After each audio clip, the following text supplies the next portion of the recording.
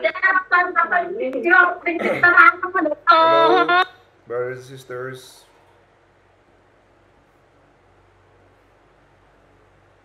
Hello, good evening. Hello, Doc. Good evening Good po. evening sa inyo. Good evening, Doc. Good evening, Good Sis evening. May, Brother Ay, good evening, Doc. Naven, Brother Ramel, Sis Earl, Sis Mary June, Sis Cheryl, Sis Janet. Hello. Good evening, Doc. Good evening, Sis Janet from Europe. Good. Thank you for attending. Okay, Brother Ramel, opening prayer tayo. Sige po, Doc. Sige. Magandang gabi, mga kapatid. Let us pray in the name of the Father, and of the Son, and of the Holy Spirit. Amen. Come, Holy Spirit, fill the heart of your faithful, and kindle in them the fire of your love. Send forth your Spirit, and it shall be created, and you shall renew the face of the earth.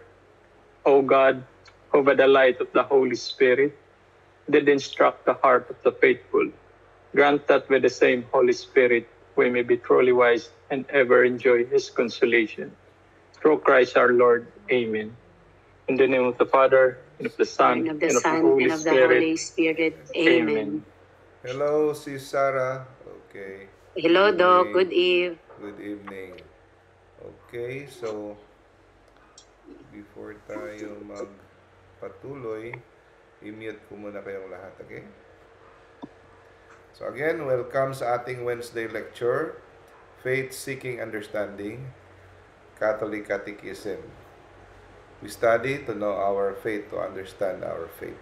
Sa mga nanonood niyo sa Facebook, welcome sa inyo. Okay. So, ngayong gabi, ang ating piniling topic is about the Bible. No? Paano natin babasahin ang Bible? At paano natin maintindihan kung paano nabuo ang Bible? So, itong lecture natin, as usual, wala tayong sarili kasi we are just passing the traditions from the early church. No? So, ang lecture natin ay galing from Father Chris Aylar, ang lecture niya. Kung gusto niyo makita yung video niya sa YouTube, yung original, kopyahin niyo na itong title, you will find it. So, translate ko lang to sa Pilipino at may konting karagdagang explanation para maintindihan. Okay? So, pag nagbasa tayo ng Bible, una sa lahat, hindi tayo nagbabasa na para nobela or comics. No? Ito parati ang sinasabi ko sa mga ibang sekta pag nakikipagdiskusyon sa akin. Sabi, kayo, sumasamba kay Maria. Walang Maria sa Biblia. Walang sakramento, walang rosaryo, walang purgatorio. Ang sinasagot ko na lang, para hindi na mataas kasi hindi naman nila pakikinggan, binabasa nyo kasi ang Biblia na parang comics, no? Letra por letra. No? So, hindi binabasa ang Biblia na parang nobela na para ikaw ay magano ng isang kwento. Okay? So, napakalalim ng Biblia. No? Para siyang kung sa ano pa, nag-handle ka ng nuclear power. Okay? So, pag nagsimula ka magbasa ng Bible, guilty rin ako as charged, minsan diretso na. We should not read it directly. We should start by prayer. Kahit small prayer, short prayer, hingi ka ng tulong sa Holy Spirit. Kasi yan ay banal na kasulatan. Hindi yan ordinaryo na basta-basta na lang. No? Kahit nga yung Biblia, dapat ilagay natin sa isang lugar na medyo may respeto. No? Hindi lang kung saan mo lang itatapon-tapon. No? Pagkatapos, magbasa, you should end with prayer. You pray na sana magbubunga. No? Magbubunga yung nabasa mo sa iyong buhay na para ikaw ay mas lalong maging banal. Okay? At tingnan mo dan kung anong edisyon yung binabasa mo. Anong translation, anong version ng Biblia. Dapat meron siyang imprimatur. No? Pag may imprimatur, Katoliko yan. Sasabihin natin mamaya kung bakit mahalaga na Katoliko ang ating Bible na binabasa. Kasi pag ibang version, pag version ng Protestante, may mga konting pagkaiba ng kahulugan. Lalo na kung tungkol sa kaligtasan. No? So, ang Biblia ay hindi siya libro. Ang Biblia ay isang library. No? Collection of books. No? Collection of books. Hindi siya isang libro lang, kundi pinagtitipon-tipon na mga libro. Total of 73 books. So, sa Katoliko, ang books ay 73. Sa Protestante, kulang siya ng 7. So, ano lang siya? 66 books. No?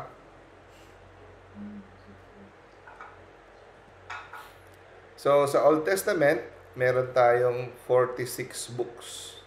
No?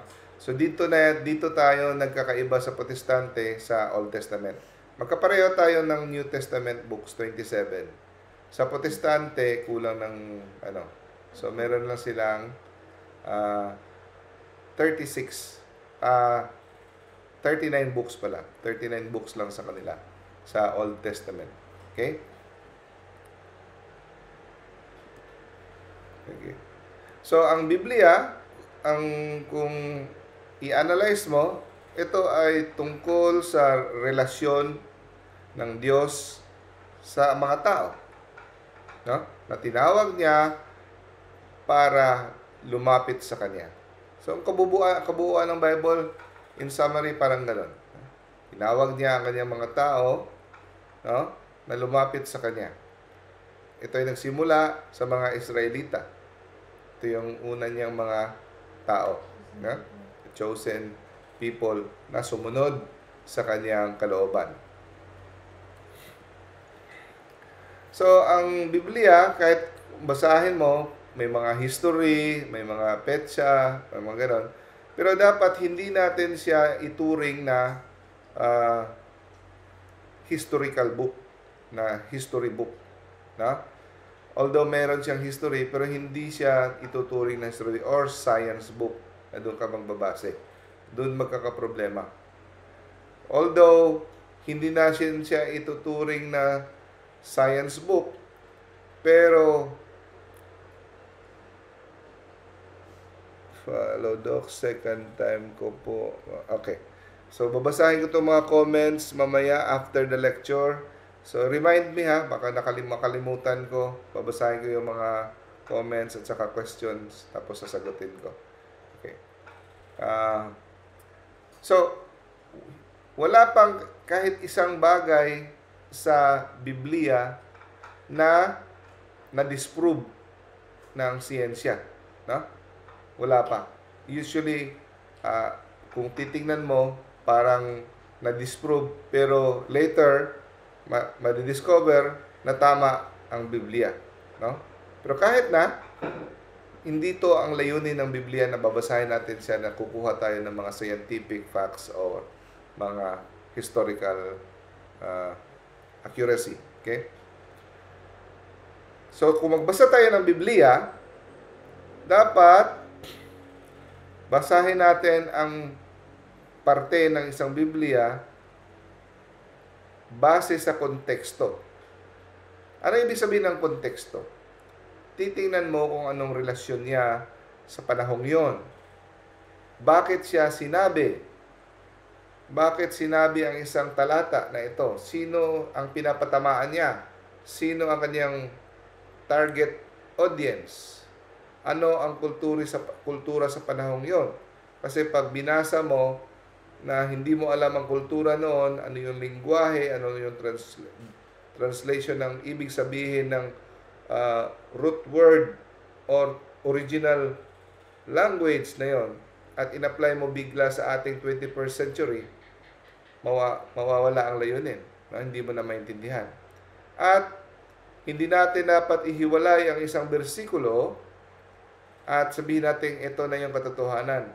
Dapat atin itong iugnay sa buong diwa ng libro, buong diwa ng Biblia, no? Kasi nabasa mo doon, no? Isang verse ganito, ito na 'yon. So doon ka magkakamali ng kahulugan kung ang isang verse iano mo, ihiwalay mo. Like for example, ang pinaka-paborito ng iba, anyone who calls on the name of the Lord will be saved. So pag hiniwalay mo 'yan at hindi mo ito inunawa sa buong kahulugan ng diwa ng Biblia, literal, pagkakamali ka na. Delikado ka. Kasi anyone who calls in the name of the Lord. Pero doon sa kabilang teksto, pag binasa mo, not anyone who calls the name of the Lord will be saved. Paano na yan? So, pag matigas ang ulo mo, kasi letra por letra, sinabi dito, anyone who calls in the name of the Lord will be saved. O, wala na. Tapos na. Disgrasya ka. Okay? So, ito yung problema ng karamihan sa mga ibang sekta. Kasi, hinijak nila yung Bible, kinuha nila, no? Hindi nila tinignan ang background ng audience, konteksto, kultura, lingwahe, no? Daming mga nuisance yan, no? At binasa lang nila na parang comics letra por letra, no? At sinabi na nila, ito yung tamang pag-intindi. No? Tapos ngayon pinaparatangan ngayon nila yung Katoliko, ay ang Katolikong kung saan nagmula ang Biblia, ang mali. Okay. Now, isa sa pinaka-importanting bagay din, most of the time, tamad na tayo mabasa sa Old Testament kasi hindi na nag-a-apply sa atin ang Old Testament, New Testament na lang. Pero hindi natin alam na mas binibigyan ng malalim na kahulugan at mas lalo nating mauunawaan ang mga sinabi ni Kristo dito sa New Testament kung napag-aralan natin ang Old Testament. Napaka-importante. Nagbibigay liwanag ang kada isa sa kanila. Yung New Testament, mas lalo mo maintindihan kung binasa mo ang Old, at ang Old Testament, mas lalo mo maintindihan kung binasa mo ang New. Kasi ang mga nakalagay sa New Testament ay nakatago sa Old Testament. At yung Old Testament, nabibigyan ng katotohanan, ang kanyang kahulugan, nabibigyan ng totoong kahulugan dito sa New Testament. So, kung nagbasa ka ng Old Testament, tapos nagbasa ka ng New Testament, sabihin mo, ito pala. Ito pala ang ibig sabihin kung bakit ito nangyari sa New Testament, sa Old Testament. Like for example, bakit hindi si Moses, isa sa mga rason kung bakit si Moses hindi niya nahatid ang mga tao sa Promised Land. Bakit si Joshua ang naghatid sa mga tao sa Promised Land? Because Joshua, ang meaning ng word na Joshua in other translation is Jesus. And Moses represents the Old Covenant.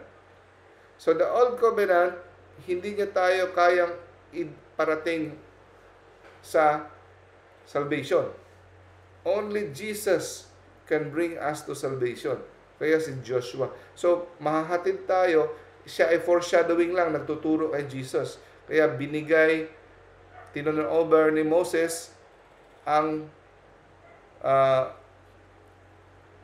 Ark of the Covenant kay Joshua. Joshua represents Jesus. So, yan ang may example ng mga magiging liwanag. Like for example, ang ginawa doon sa Passover, nagpipinta ng dugo. Tapos, kinatay nila yung karnero. Tapos sa New Testament, makita mo, ganun pala ang ibig sabihin ng bakit nila nilagay sa pintuan yung dugo ng karnero. Tapos si Jesus pala, tinutukoy nun. The blood of the Lamb who take away the sins of the world. So, ganun, ha? So, marami pa. Ang tawag dyan ay typology. No? So, hindi mo dapat babasahin ang Bible alone. Okay, i-explain ko bakit. Hindi kasalanan, hindi ko ibig sabihin na hindi ka pwede magbasa na ikaw lang mag-isa. Pwede ka magbasa, ikaw lang isa. Ang ibig sabihin nito, huwag mong i-interpret na ikaw lang. Dapat, pag nagbasa ka at pag iyong inunawa ang Biblia, dapat kasama ito sa tradisyon ng simbahan. No? Buong tradisyon ng simbahan kasama mo. Okay? Hindi yung sarili mong interpretasyon. Okay? Also, the Bible, pag tinignan mo, may audiensya. Sinulat yan para sa mga tao sa panahon ngayon, sa panahon na yon. Pero hindi lang siya tumitigil hanggang sa mga taong sa panahon na yon. Sinulat yon sa mga taong yon. Kundi, nag-a-apply rin siya kahit sa atin. No? The Word of God has many meaning. Meron siyang primary meaning sa mga taong sinulat para sa panahon na yun. At kasama tayo. It is addressed to each one of us in our own unique situation. Kaya nga, ang Biblia, kahit 100 mo ng beses babasahin, no? Kahit ilang libo mo, same verse, same chapter, binasa mo ulit na ulit, pag sunod mo na basa, may bago na naman siyang kahulugan sa buhay mo. Kasi yung Holy Spirit, no, magbibigay ng kahulugan sa iyo na mag-a-apply sa buhay mo. Kaya hindi tama na sabihin na, nabasa ko ng Bible, tama na yan. 2 beses, 3 beses ko na ulit-ulit. Kahit araw-arawin mo pang ulitin, hindi mauubusan ng kahulugan sa buhay mo ang Bible. So ito yung Catholic way of reading the Bible. Ito yung tawag na Lectio Divina. Pwede mo itong gawin araw-araw sa morning. So ang Lectio Divina is meron siyang 4 steps. Read, reflect, respond, and rest. So first is basahin mo ano ang ibig sabihin ng sabihin yung pag nagbasa ka for example ng the Beatitudes, blessed are the poor spirit, blessed are the meek, for there's the kingdom of God. So read carefully the passage, pay attention to the words, no, kung ano yung nag-stand out doon, read it slowly, tapos kung pwede, ulit-ulitin mo hanggang maintindihan mo. No? So, read. Number 2, reflect. Ano ang sinasabi ng Diyos sa iyo? Anong gusto niyang sabihin sa iyo? No? Sa ngayong araw na to, anong meaning, anong kahulugan? Meditate ka sa deeper meaning ng binasa mo para sa iyo. No? Like for example, kahit yung gospel for the day na lang, yung binasa mo. Ano bang sinasabi ng Diyos sa iyo? No? Consider how it applies to you. Tanungin mo si God, no?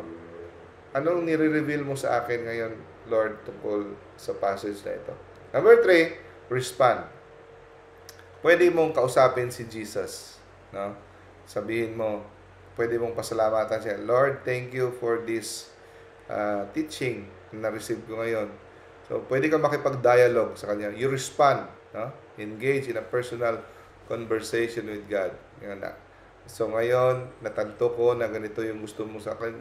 gawin ko. Salamat sa guidance, Lord. Mga ganun. No? And then, number 4, rest. Wala kang sasabihin, papahinga ka lang sa para kang nakasandal sa dibdib ni Jesus. No? Sit in the presence of God.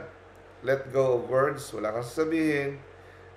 Para ka lang umuupo kasama siya. Surrender your thoughts and allow God to speak. No? So, ito yung part na nahayaan mo siyang makikinig ka sa kanyang boses. Hindi ka magsasalita. Hindi ka mag-iisip. No? So, Saint Therese, alam niyo ba si Saint Therese of Child Jesus or Saint Therese of Little Flower, nahirapan siyang mag-concentrate, lalo na sa chapel. Parang feeling ko, kagaya kami ni Saint Therese, parang may attention ADHD. No? Kaya ako, mahilig ako mag-picture. Kaya pag nag-grocery kami, nilalagay ko sa TV yung picture para yung mga anak ko, baka mana din sa akin, may ADHD. So, mga mystery ng rosary, nakalagay sa TV, may TV kami sa prayer room. Tapos, kada mystery, fina-flash. Minumove namin, screen mirror namin sa cellphone, tapos para makapag-focus. So, ganun din ako. Pag hindi ako makafocus, like ito, sa cellphone ko may picture ni Jesus. Titingnan ko lang ang second heart, yung puso ni Jesus. Ganon din si Saint Therese. Titingnan niya lang yung picture ni Jesus sa chapel. Mas nakaka-focus siya. No? Kaya nga, visual tayo mga tao. Kailangan natin ng mga visual stimulation. No? So, para makapag-focus. So, yung Bible, meron siyang dalawang sense. Literal sense at saka spiritual sense. Okay? Ang literal sense, ang meaning yun, kung ano yung gustong ipahiwatig ng author. Bakit niya sinulat yun? Anong kahulugan ang gusto niyang ipahiwatig? Yun ang literal sense. So, ito ay nagbabase sa historical, cultural, literary content of the passage. No? So, pag nagbasa tayo ng Bible, dapat literal, hindi literalist. Ano ibig sabihin ng literalist at saka literal? Like for example, magbasa tayo, if your right hand causes you to sin, kung yung kanang kamay mo ito ay sanhi ng iyong pagpakakasala, putulin mo ito. Okay? Ang literalist dyan, hindi maganda ang literalist. Putulin mo talaga ang iyong kamay. Yan ang literalist. Ang literal meaning ay kung ano ba ang nasa isip ng author na gusto niyang ipagawa. So, ang gusto ng author, hindi putulin yung kamay mo. Putulin mo ang mga bagay na nagdadala sa iyo sa pagkakasala. Example, barkada. Kung ang barkada mo ay nagdadala sa iyo sa pagkakasala, putulin mo ang ugnayan mo dyan. Kung yung boyfriend mo ang nagdadala sa iyo, sanhi, o yung cellphone mo, kung ano yung mga hilig mo, no? Na nagdadala sa iyo, mas mabuti pang mawala yan kumpara sa madala ka sa impyerno. Yan ang ibig sabihin ng author. Bakit niya sinabi yan? Hindi niya ibig sabihin na putulin mo literal yung kamay mo. So yan ay literalist. Pero literal, so ibig sabihin, seryoso si Jesus, seryoso siya, na gawin mo talaga. Hindi siya nagsasuggest, hindi siya nagbibiro. Gusto niyang putulin mo talaga ang iyong ugnayan sa mga taong, no? What is your take on the Bible alone? Bible app, on the Bible apps. Okay. Sagutin ko rin yan mamaya. Okay. So, yun, seryoso si Jesus na putulin mo talaga ang iyong ugnayan sa mga tao o bagay na magdadala sa iyo sa kasalanan. Kasi kung hindi mo puputulin, mapupunta ka sa impyerno. Okay? So, yun ang literal sense. Yung spiritual sense, mayroon tatlo: allegorical, moral, anagogical. So, ang allegorical, ang ibig sabihin ay, anong ibig sabihin nito about Christ? Pag nagbasa ka, lalo na sa Old Testament, ah, ano, paano ba ito nare-relate, no? Tungkol kay Kristo. Like for example, nagbabasa ka nung serpent na inilagay sa krus, no? Inutusan si Moses na maglagay ng bronze serpent, lagay sa kahoy, at kung sinong titingin, no, ay will be healed, no? Gagaling sa mga poison ng snake. So ito ay, isipin mo, ito, nagpapatungkol pala to kay Kristo. So yun ang ibig sabihin ng allegorical, kung ano ang relasyon niya ito sa binabasa mo tungkol kay Kristo. Next, moral sense. Madali lang ito dahil kung paano tayong mag-isa sa buhay ang ating binasa, no? So it teaches us lessons, no? How to live holy lives. Like for example, pag binasa natin ang The Good Samaritan, ang lesson nun is to love our neighbor. No? Anagogical sense, how does this passage point to the eternal life? Ano ba itong binabasa ko? Paano ba ito makakatulong na magtuturo sa akin patungo sa buhay na walang hanggan? No? So, sa ating destiny towards eternal life. Like for example, the promised land, ito ay nagtutungkol sa ating eternal life. Okay. Again, hindi natin pwedeng basahin ang Biblia hiwalay sa tradisyon ng simbahan. Okay. Parati ating sinasabi tradisyon ng simbahan. Nasa Biblia yan, no? Ang tradisyon. Hold on to the tradition being taught to you whether by word or by mouth. Okay? So, ang Biblia ang nag-canonize sa mga libro na pwedeng isali sa library ng Biblia. Okay? Ano ibig sabihin ng canonize? Ang canonize ay yun ang lista. No? Canon. Yun ang official. Ibig sabihin ng canon ay official. No? Official na mga lista ng mga libro na pwedeng isali. Okay. So, community of faith. The Bible was written as in a story of a community of faith. So, dalawang community of faith kung saan nanggaling ang Biblia. First, the community of faith of the Israelites. Pangalawa, the New Testament is the community of faith of the church. Okay. Alam niyo bang ang simbahan ay nagsimula lamang sa pagdating ni Kristo? No? Bago ko lang na-learn yan. Sa Old Testament, walang church, temple, house of worship. Pero yung church, tinatag ni Kristo mismo sa pagdating niya. Okay? So, ito yung bagong Israel. Now, sino ang nagsulat sa Biblia? Who wrote the Bible? So, around 40 human authors. At karamihan dito, sa kanila, hindi nagkikita, hindi nag-meet.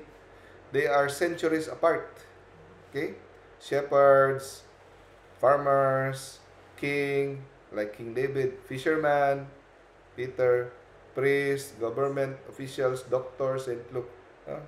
So may mga dunong, ang iba wala, no? Pero kahit maraming authors, there's only one author, God Himself. Because lahat ng mga human authors ay inspired by the Holy Spirit. Pero kahit inspired sila ng Holy Spirit, hindi sila possessed na hindi nila alam anong nangyayari. Inspired lang sila, pero hindi sila nag-automatic writing na wala sila sa kanilang ulirat. They are perfectly aware, conscious At ginamit nila ang kanilang sariling style at personality. No? Meron silang sariling style at personality. So, kailan sinulat ang Bible? So, ang buong Bible sinulat in the span of 1,400 years. In the space of 1,400 years. Okay?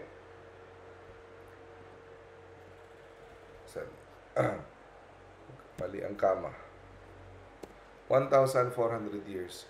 So, ang Old Testament, sinulat around 1,200 before Christ up to 1,000 up to 165 before Christ. Okay? So, ganun.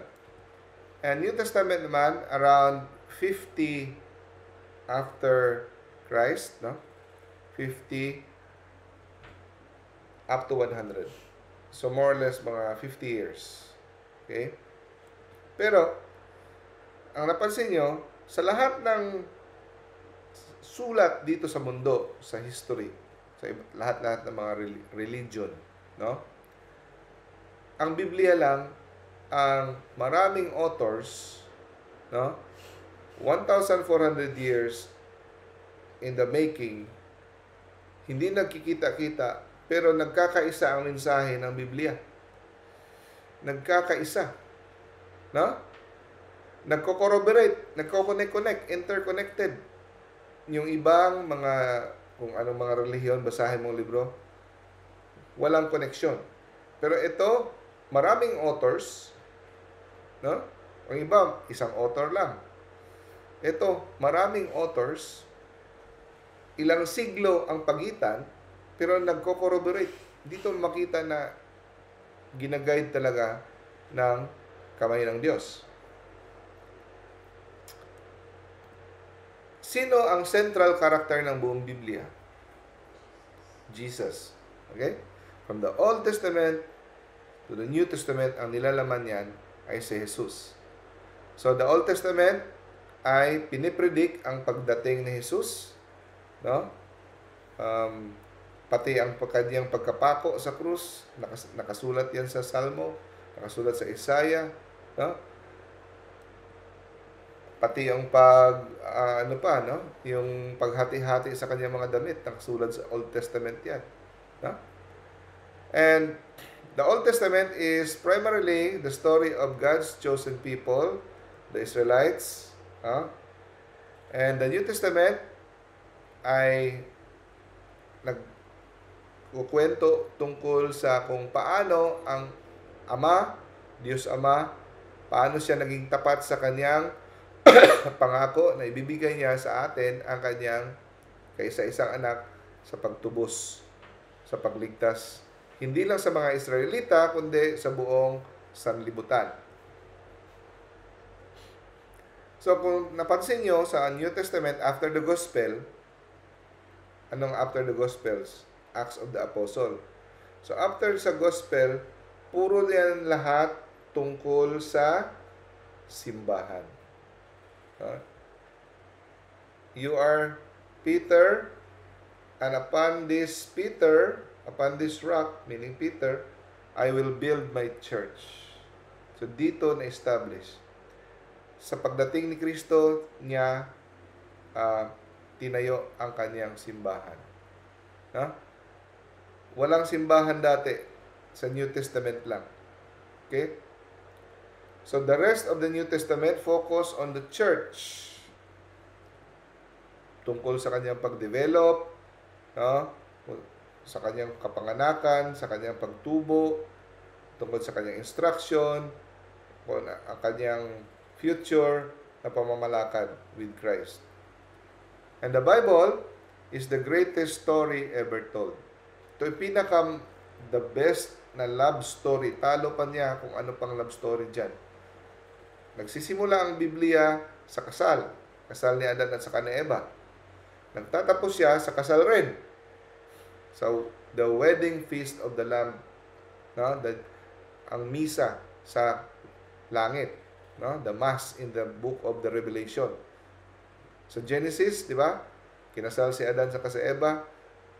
sa Revelation, the last book of the Bible, dinidescribe dyan sa heavenly Jerusalem yung the wedding feast of the Lamb of God. That is the Holy Mass.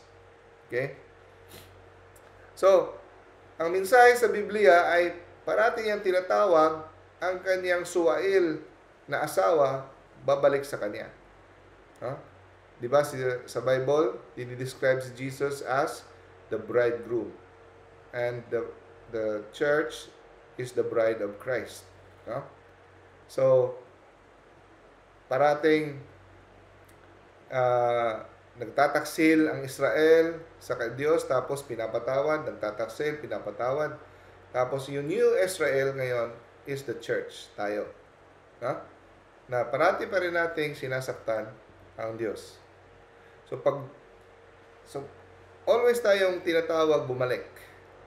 Pero kung tayo ay bumalik, ano ang secret ingredient para tayo bumalik? Trust. Kagaya sa prodigal son. No? Kung siya hindi nagtiwala na siya papatawarin, hindi siya babalik. Kaya, yan, napaka-importante na inukit talaga. Jesus, I trust in you. Kailangan natin magtiwala na tayo ay papatawarin ng Diyos. No? So, different types of literature in the Bible.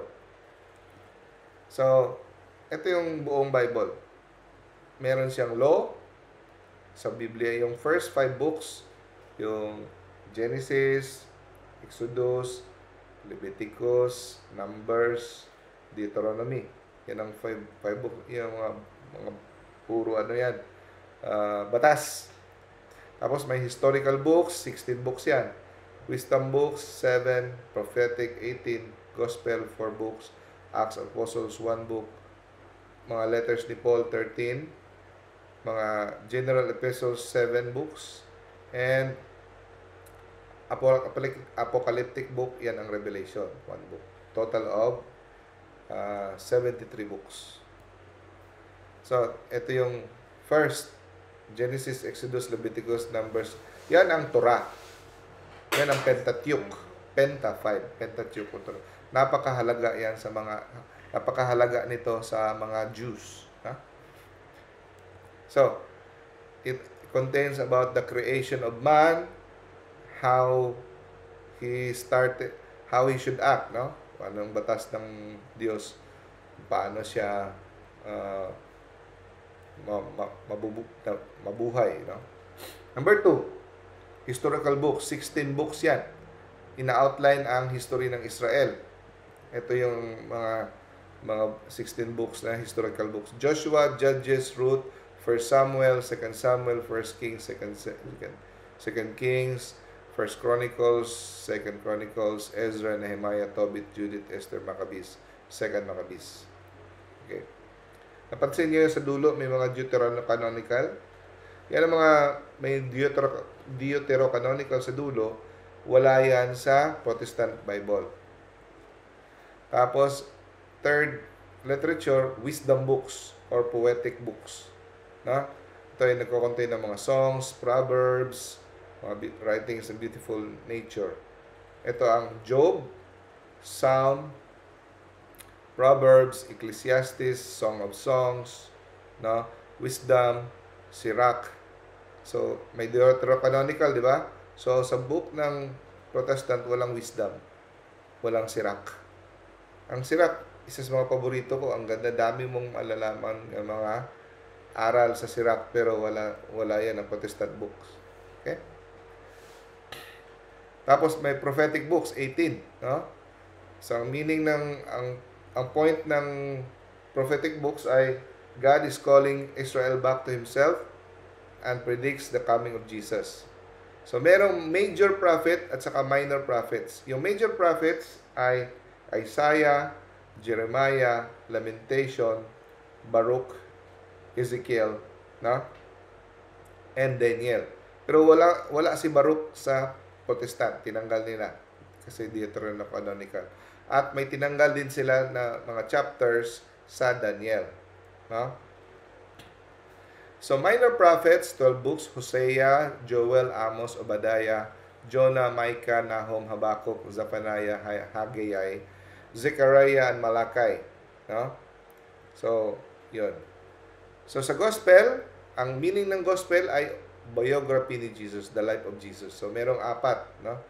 Matthew, Mark, Luke, John. May mga common denominator sila ng mga kwento. Puro life and story ni Jesus hanggang pagkapako. So, iba-iba lang yung style nila. Meron ka makikita na meron magkaparehos, meron ding wala sa isa, na andun sa isa. Na? Pagkatapos ng Gospels, pansin nyo, Acts kaagad. Acts of the Apostle. Kung sa ano pa, adventure ng mga apostle. Anong pinagagawa nila matapos si Kristo namatay at nabuhay. Okay? So, saan ang simula? Paano nabuhay? Sa Pentecost, di ba? The coming of the Holy Spirit like tongue and fire, di ba? So, paano na-influensyahan ng mga new Christians ang mga Jews, no? Letters of St. Paul, letters of sa mga churches, usually instruction for the church, no? Teaching. At saka sila letter nila ni Peter, nila ni James, no? John, First John. Prophecy, the return of Jesus at the end of times, other future events. Okay? Yun ang revelation. Okay. So, napansin niyo si Jesus, nagko-quote siya ng scripture? Diba? It is written. Diba? It is written that man should not live by bread alone, but by every word that come out from the mouth of God. It is written, you have heard that do not commit adultery, but now I say, napapansin nyo, maraming beses si Jesus nagko-quote ng scripture. Alam niyo ba kung anong ginamit niya na scripture pag-quote niya? No? Ang ginamit niya ay Septuagint. Ang Septuagint ay ito ang Greek na language ng Old Testament. Okay. So, sa panahon ni Jesus, hindi pa nasarado kung anong mga libro, wala pang official na lista kung ano yung libro na mai-include sa Old Testament. Meaning, bukas pa yung lista. Wala pang nakapagpulong-pulong kung ano lang, kung ilang books ba, 46 books ba, no? 46 books ba or 70 o 100 books. Hindi pa na ano yan, hindi pa na desisyonan sa panahon ni Jesus. Pero ang sikat na version sa panahon na yon ay ang 73 books, ay yung 46 books na Septuagint. Okay? May mga lumulutang na mga lista, pero ang pinaka-common ay dalawang lista. Yung Hebrew Scripture at yung Septuagint. Okay? Now, ang Septuagint na kung saan kinokot ng mga New Testament at ni Jesus ginagamit yan, ayon ang sikat na panahon na yun. Kasi maraming mga Jews na ang kanilang lingwahe na ginagamit ay Greek. Kasi sakop sila ng Rome. No? Nasakop sila ng Greece before, tapos ng Rome. So, ang kanilang ginagamit ay Greek. So, yung Old Testament ay na-translate na into Greek sa panahon na yon. Okay? Ang isang version na ginagamit ng mga Protestante ay merong 39 books. Yan ang tinatawag na Hebrew Scripture. Okay. So, ang Septuagint ay sinulat 250 before Christ up to 100 before Christ. So meaning, pagdating ni Jesus, meron ng Septuagint. Ang Septuagint ay naglalaman ng 46 books of the Old Testament. So yun na doon na nagko-quote ang mga New Testament writers. Doon na nagko-quote si Jesus. Kaya yun ang ginagamit din natin. Okay? So, bakit 39 books lamang ang libro na Old Testament ng mga Protestante? Kasi wala silang Tobit, Judith, Wisdom, Sirach, Baruch, First Maccabees, and Second Maccabees. Isa sa mga rason nito ay ayaw ni Martin Luther kasi may mga turo, lalo na sa purgatorio, na andito sa First and Second Maccabees. So, para madepensa nila kanilang turo, tinanggal nila ito. No? Kasi may mga napapatunayan tayo sa Katolikong doktrina sa mga librong ito, kaya tinanggal. May tinanggal din siya sa Esther at saka sa Daniel. Ito yung mga verses at sa mga chapter na wala. Okay? So, anong rason ng mga Hudyo bakit nila tinanggal ang 7 books? Okay? Kasi lumalaganap na ang mga Kristiyano at ito yung ginagamit ng mga Kristiyano, ang Septuagint na version na Old Testament. Kaya nagdesisyon ang mga Jew, di ba? Ang mga Jews ayaw nila kay Kristo. Kaya nagpulong-pulong sila sa Council of Jamnia na hindi nila itanggapin ang Septuagint dahil ito ay nakasulat sa Greek. Ang gusto nila nakasulat lamang sa Hebrew. Okay. Pero early Christians from 1st to 4th century, ang ginagamit ay ang Septuagint. No?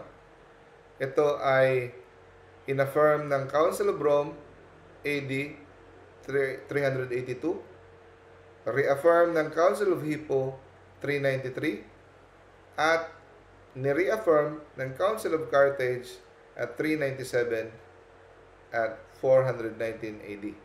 No? So, inaffirm ng mga early Christians at ng mga early council na ang Old Testament ay dapat included ang mga Deuterocanonical. No? So, ang mga ayaw lang tumanggap ay ang mga Hudyo na ayaw tanggapin si Kristo, which is understandable, di ba? Kasi ayaw nilang tanggapin kasi ito yung ginagamit ng mga Kristiyano. Okay.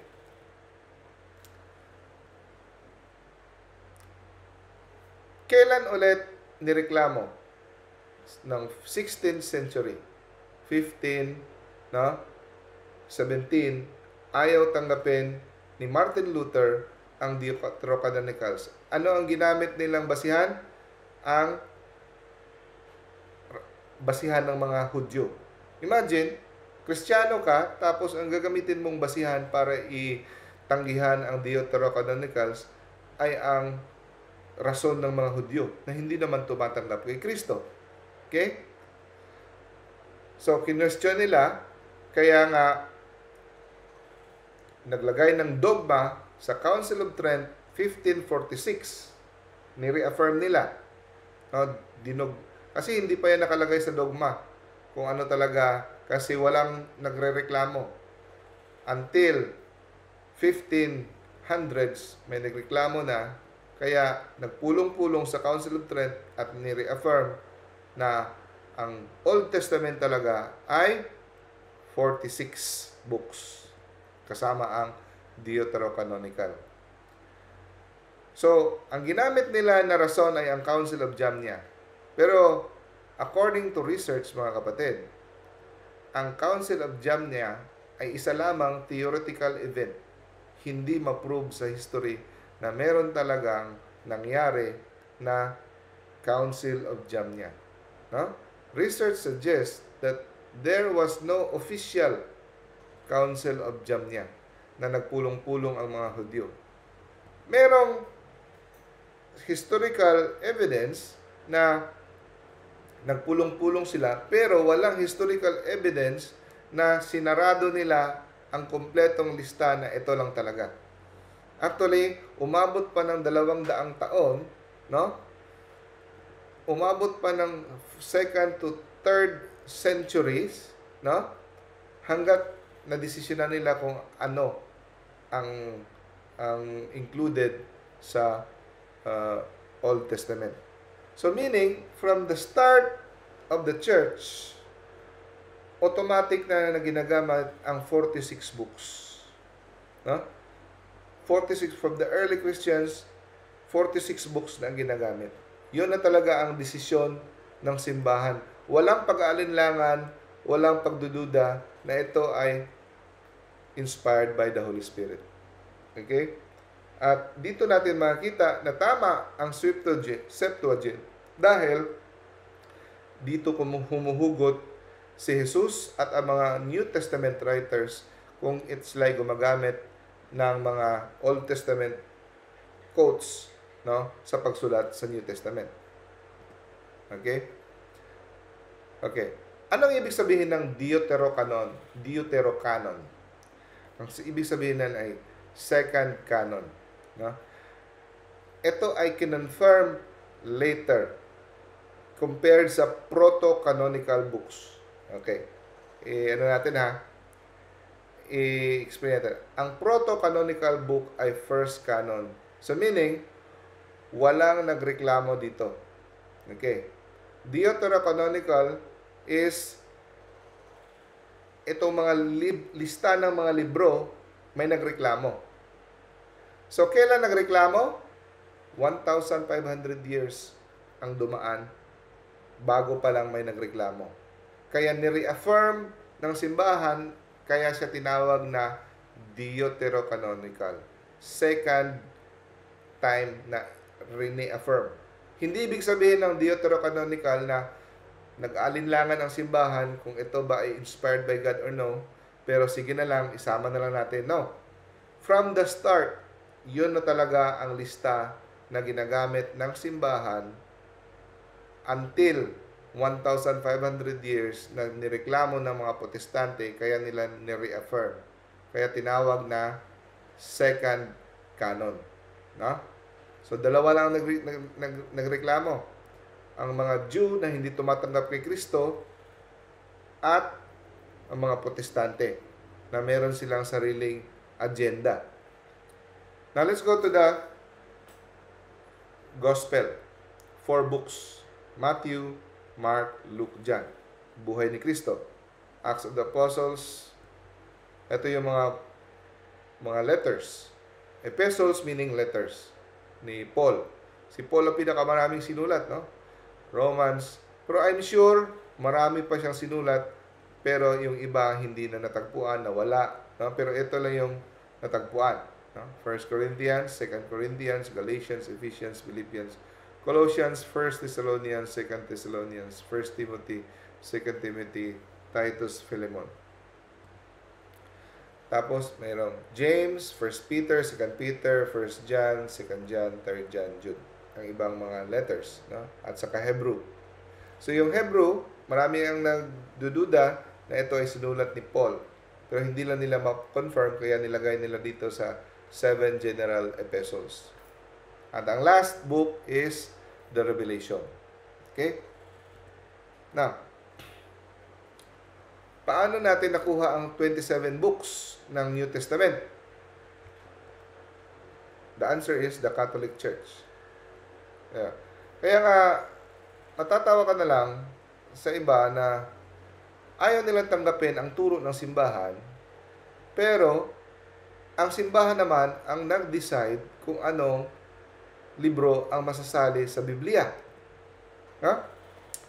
So, ang Catholic Church ang nagbigay ng official na lista kung ano lamang ang libro ang pwedeng isali sa New Testament.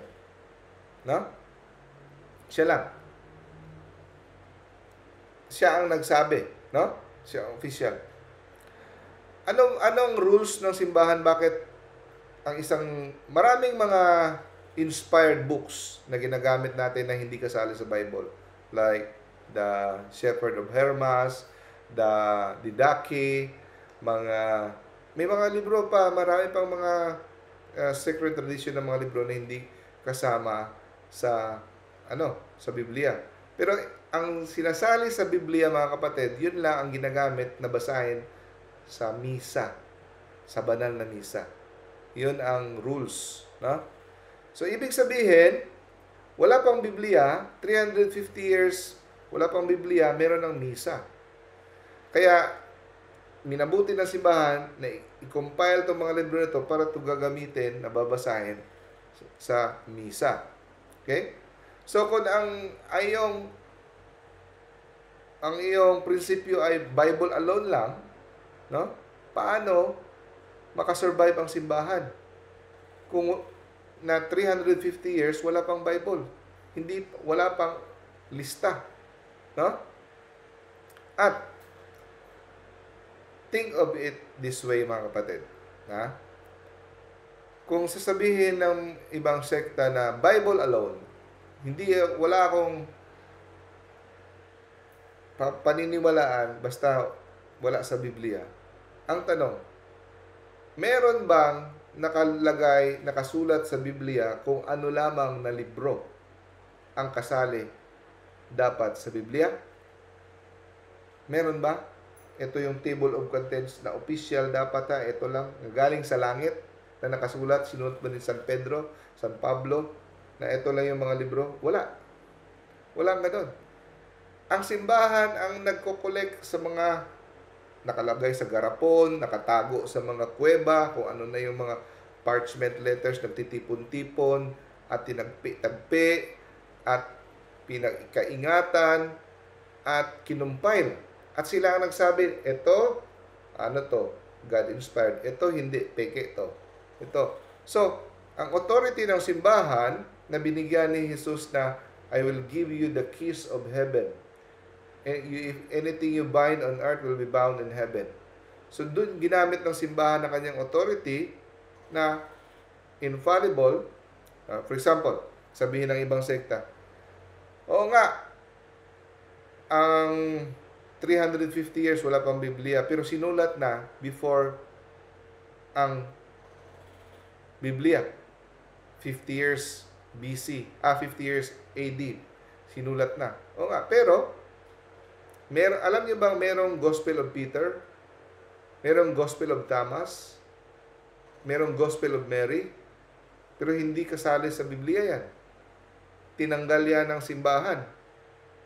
No? Hindi yan sinali kasi na-analyze ng simbahan na itong Gospel of Peter, Gospel of Thomas, Gospel of Mary, isa yan sa mga ilang daang mga libro na peke, na hindi ang mga apostoles ang nagsulat, kundi mga Gnostics. No? So, ang simbahan ang nag-interpret kung anong mga sulat ang inspired at saka not inspired. Okay? At the year 382, si Saint Pope Damasus, nagpatawag siya ng council, attended by all the bishops of the Catholic Church, the Council of Rome, tawag dyan, 382. At doon nila didiscuss ang official list ng canonical books from Old Testament to New Testament.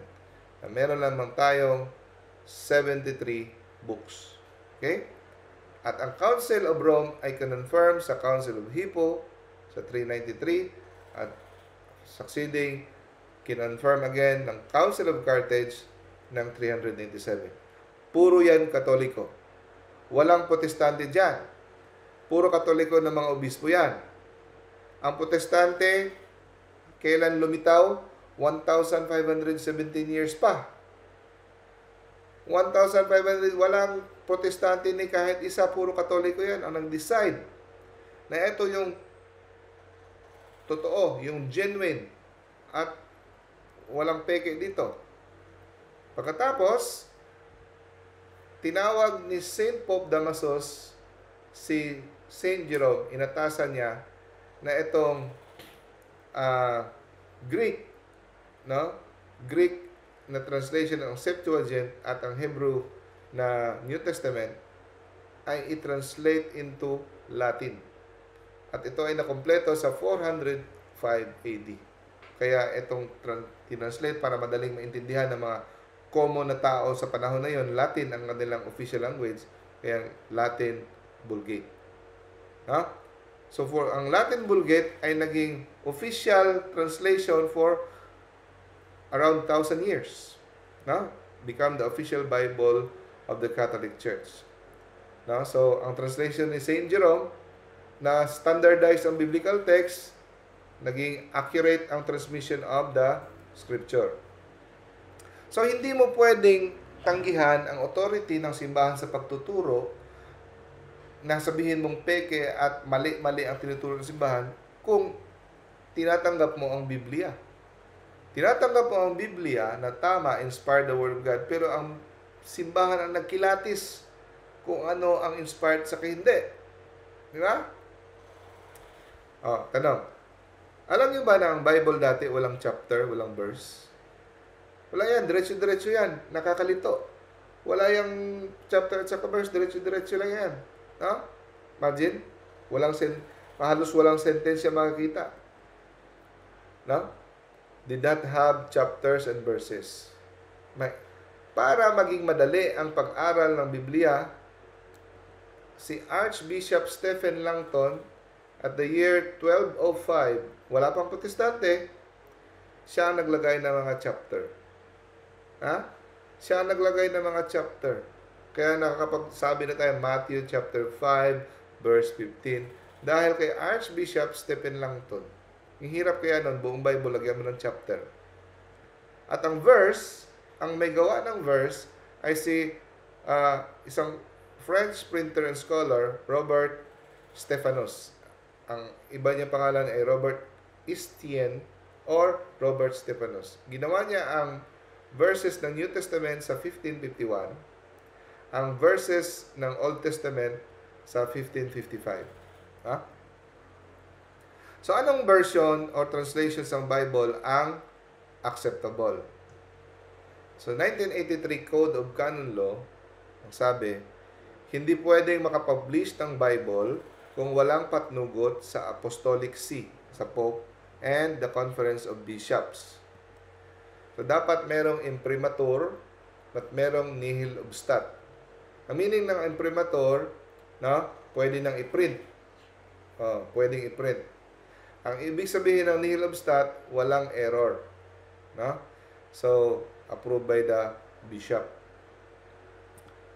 So, ito yung mga example ng Bible translations. New American Bible, Revised Edition, NABRE. Revised Standard Version, i-screenshot nyo ito. Ito yung mga accepted na mga Bible. No? Revised Standard Version, Catholic Edition, Ignatian Bible. Divine Mercy Bible. Good News Translation, American Bible Society. New Jerusalem Bible. Navarre Bible, Catholic Commentary. So, meron ako nito. May mga Catholic Commentary. Ang ganda nito. Medyo mahal lang to. At saka Douay-Rheims from the Latin Vulgate. So, ang Douay-Rheims sa lahat ng Bible ang pinaka-accurate. Yun nga lang, ang Douay-Rheims may mga Old English. Mga thou, siya, mga thou, those, mga ganun-ganaw. Ha? Sa Tagalog po, hindi ko alam. Yung may Tagalog version naman ito, ilalagay naman nila yung Tagalog, kahit Tagalog yan, nakalagay yan, translated from this, ng mga ganito. No? So, ito yung pinaka-accurate sa lahat. Bakit accurate ang Douay-Rheims? Kasi galing siya mismo sa Latin Vulgate. Ang di ba Latin? Ang pinakaunang English translation ng Latin Vulgate, kaagad ay ang Douay-Rheims. Ginawa siya ng 1609. Kaya the most accurate siya. Pero kung nahihirapan kayo sa Douay-Rheims,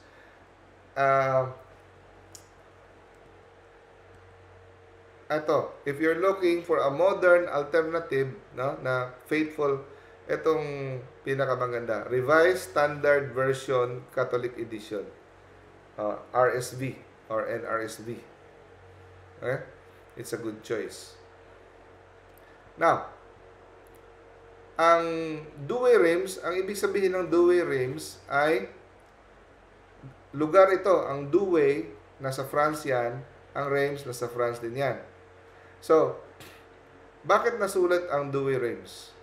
Sinulat siya nung pinipersecute ng mga protestante sa England ang mga Katoliko. Kaya ang iba, nag-eskapo, naglayas, pumunta sa France. Doon nila sinulat.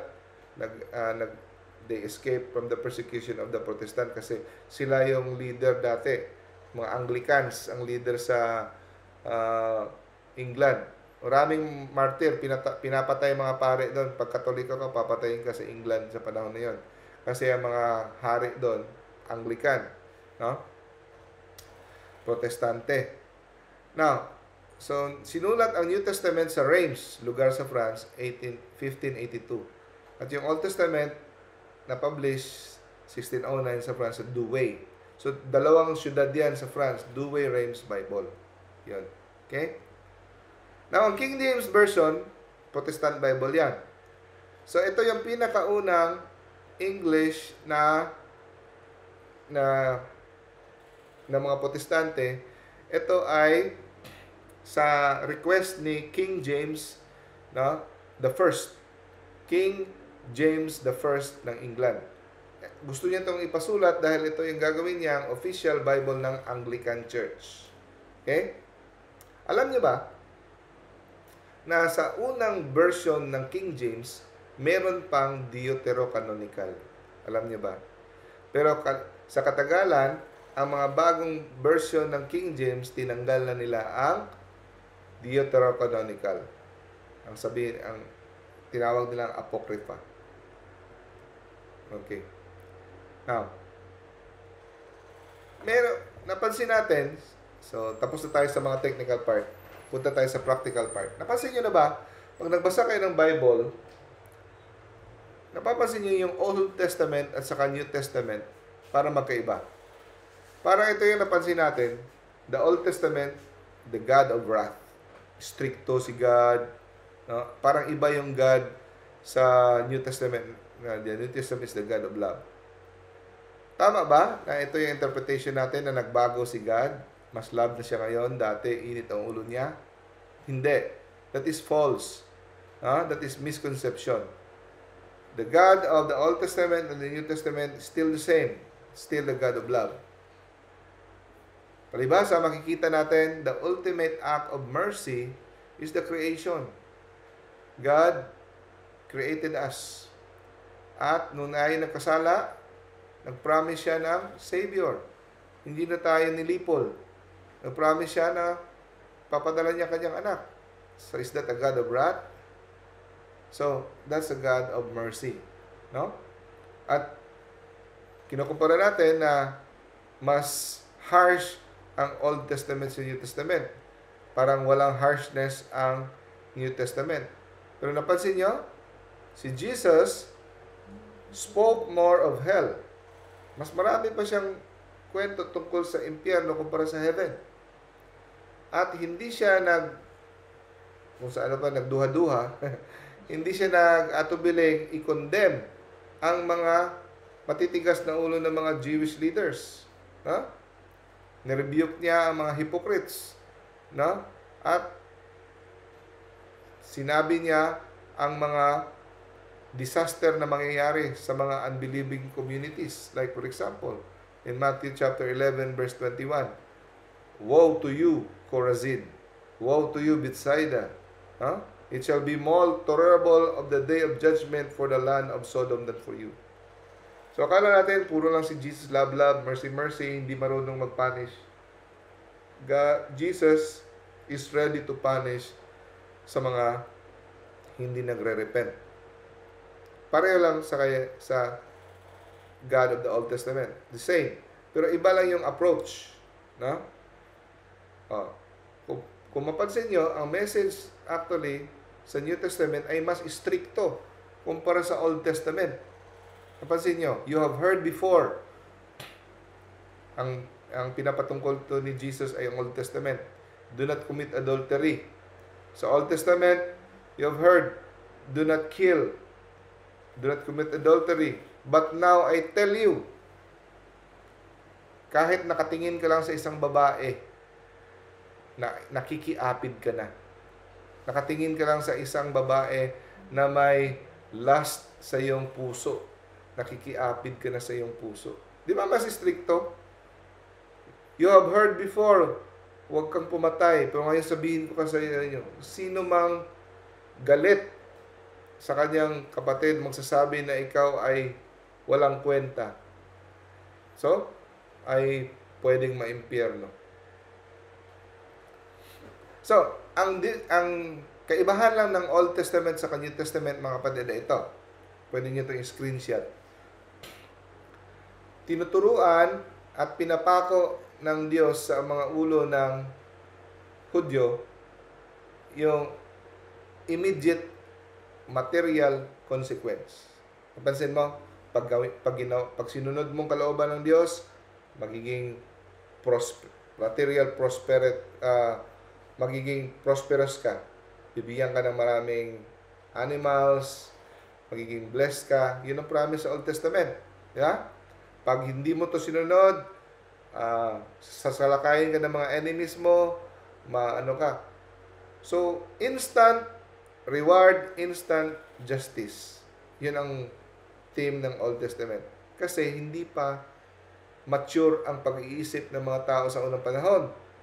Ngayon, nahanda na sila at mature na ang time, Jesus developed a better way. Pinapako niya sa ulo ng mga tao ang understanding of the danger of sin. So, dati, gagawa lang sila ng buti para sila may biyaya. Ngayon, gagawa tayo ng mabuti kasi ayaw natin gumawa ng kasalanan kasi alam natin ang epekto ng kasalanan ito ay magdadala sa atin sa walang hanggang kaparusahan. So, sa Old Testament, short-sighted lang sila. Short-sighted. Pero sa New Testament, far-sighted na tayo. Eternal life na ang ating target. Eternal life na. Hindi lang yung everyday. So, sa Old Testament, ang pinopoint ng Diyos ay ang temporal punishments. Kung saan paggaba, merise. So, dahil ginawa mo ito, magkakasakit ka. Pero sa New Testament, ang pinopoint out ni God ay eternal punishment. Hindi instant kaagad. Kaya, di ba dati, pag may alipusta sa pangalan ni Lord, stone to death, patay, kikidlatan, mamamatay ka agad. Ngayon, may kilala naman tayong nagsasabi na God is stupid, pinupi-ay pa si God, hindi naman namamatay, di ba? Kasi ngayon, ang focus ni God, hindi na instant justice. Doon niya nasisingilin sa eternal punishment. Di ba? May comedian pa nga, nagsabi, if hell is real, may God strike me now dead. Tapos, walang nangyari sa kanya. Sinabi niya, see, no hell. Katawa yung mga tao sa audience. Yan. Kaya hindi na ngayon instant kasi ang focus ni Lord ngayon na eternal punishment ang focus ni God. Hindi yung instant justice or gratification. Okay? Now, misconception on the nature of God's will. For example, di ba dati may sabihin doon sa Old Testament, lipulin lahat, pati bata, babae, kahayupan, lipulin lahat. No? Di ba parang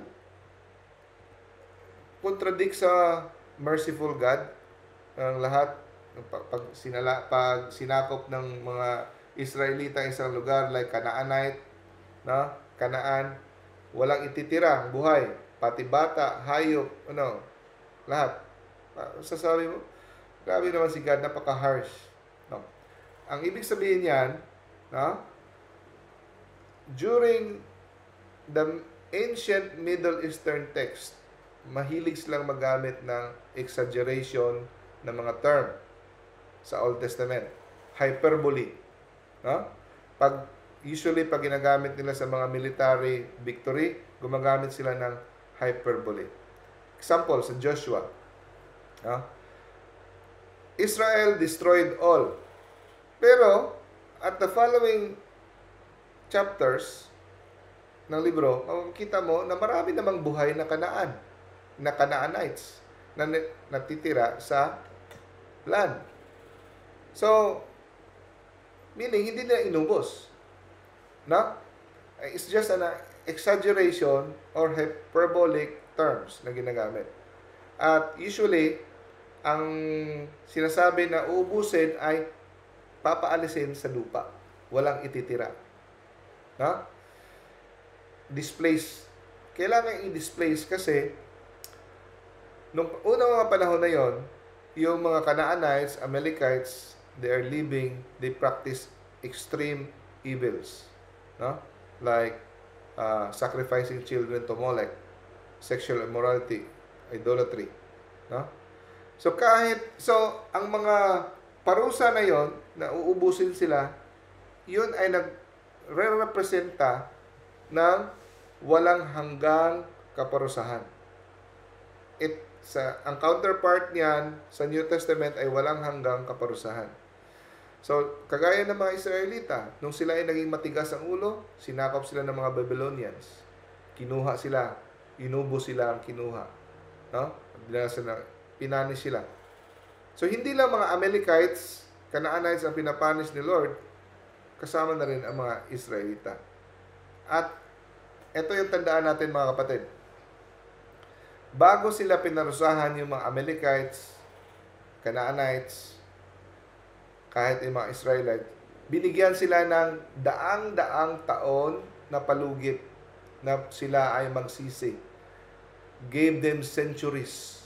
So ito ay nagre-represent na kung ano ka mataas, God is slow to anger. No? Slow to anger and long-suffering. Centuries ang binigay sa kanila before sila nilipol. Okay? Tandaan natin, Jesus rejects violence. Love your enemies. No? So sa Old Testament, yun ay temporary stage in God's plan. No? So, pag magbasa tayo sa Bible, we should read it in the context of the entire Bible. Pinapunish ni God ang sin, but at the same time, He always gives time to repent. Yun ang ibig sabihin ng pagbasa natin sa Old Testament na misinterpret natin si God na very harsh. God always gives time to repent. Pero hindi siya nag-aatubiling paparusahan pag hindi tayo nagbago. So, paano natin babasahin ang Bible? No private interpretation. First, number 1. 2 Peter chapter 1. Yung sabi, first of all, you must understand this, that no prophecy of Scripture is a matter of one's own interpretation. So, sabi ng Bible, hindi pwedeng private interpretation. Huh? So, it should be guided by the Holy Spirit and the Church. Bakit? Kasi walang isang letra na sulat sa Bible na galing sa katang isip na ng tao.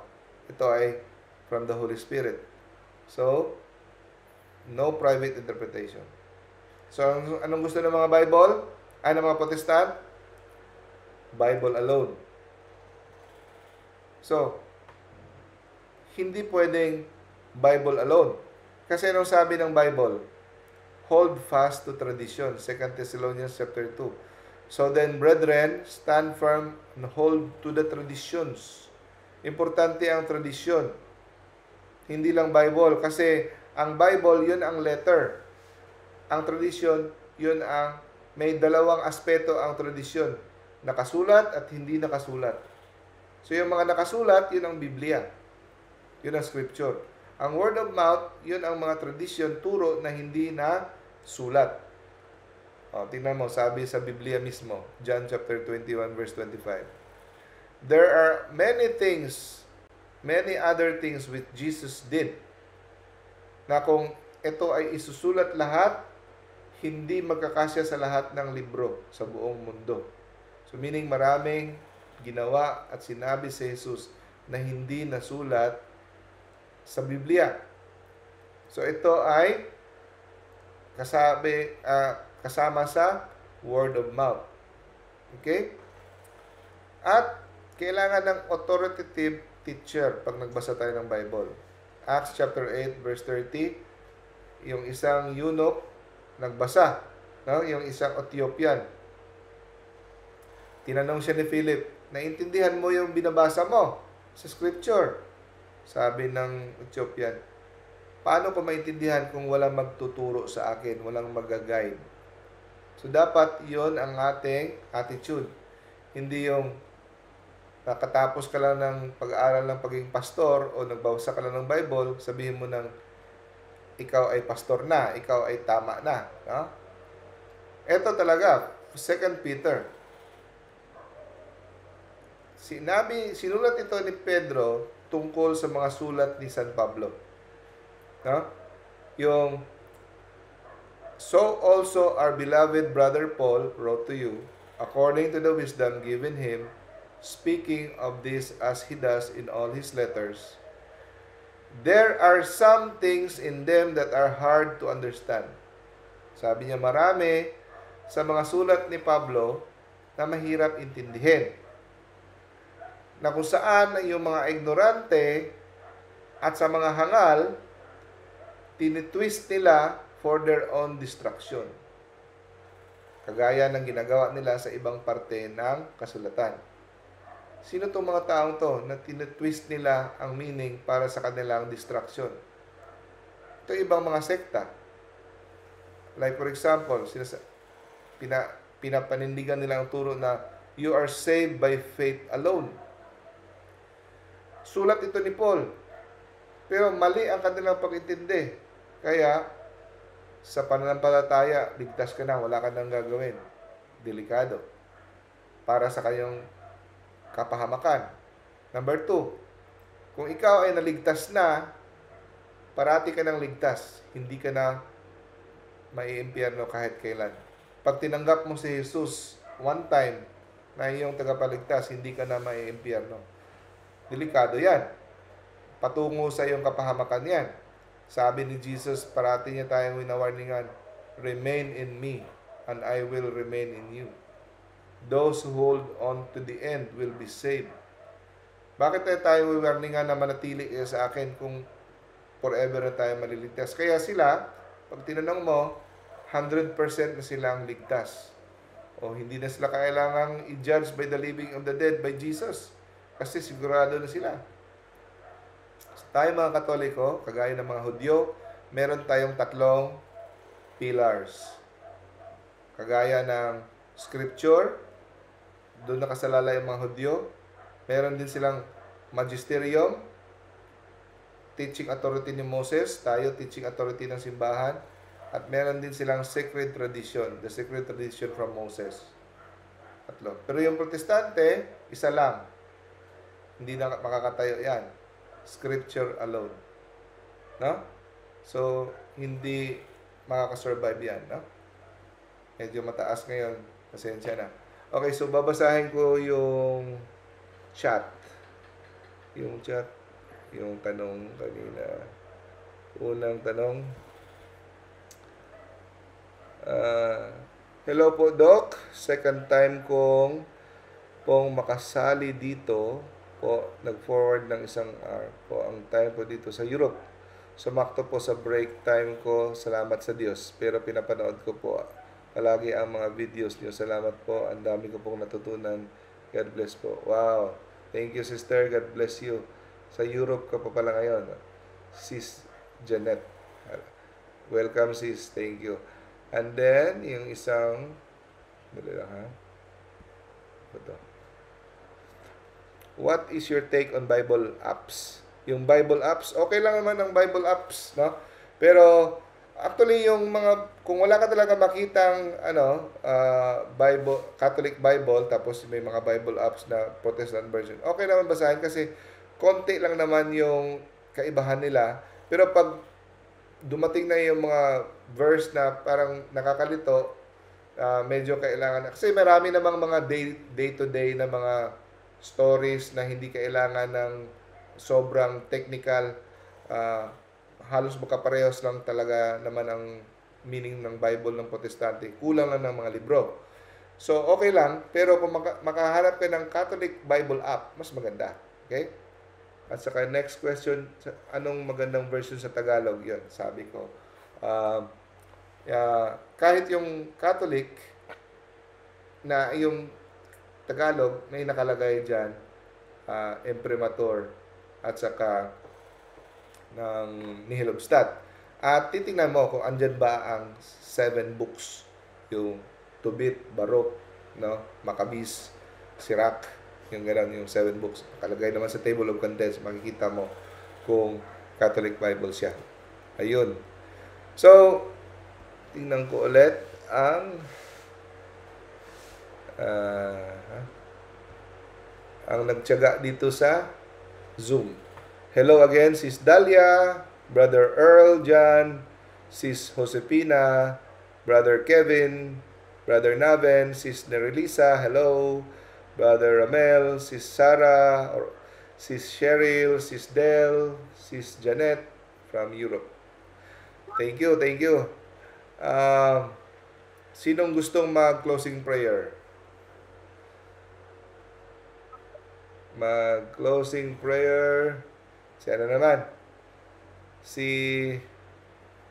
Brother Earl, gusto mo mag-closing prayer? Sige po, Dok. Okay, sige bro. Sa ngalan ng Ama, ng Anak, ng Espiritu Santo. Amen. Aming Diyos na mapagmahal, maraming salamat po sa kaalaman at karunungang natanggap namin sa lecture na ito. Salamat sa inyong paggabay sa aming lecturer at sa aming lahat na nakinig. Naway ang aming natutunan ay hindi lamang manatili sa aming isipan, kundi magamit namin sa aming pang-araw-araw sa buhay. Patuloy niyo po kaming bigyan ng kaalaman, katalinuhan, at tamang pag-uugali sa aming pag-aaral. Pagpalain at ingatan niyo po kaming lahat sa aming mga gawain. Nataas po namin ang lahat ng ito sa inyong pangalan. Amen. Amen. Father, the Son, and the Holy Spirit. Salamat Thank po. you, Brother Earl, for the closing prayer. Salamat mga kapatid for attending sa pagtsaga sa Zoom. Thank you, Doc. Extra points kayo kay Lord. Sige, bye-bye. God bless you. See you next week. God bless, Doc. Salamat. Thank you.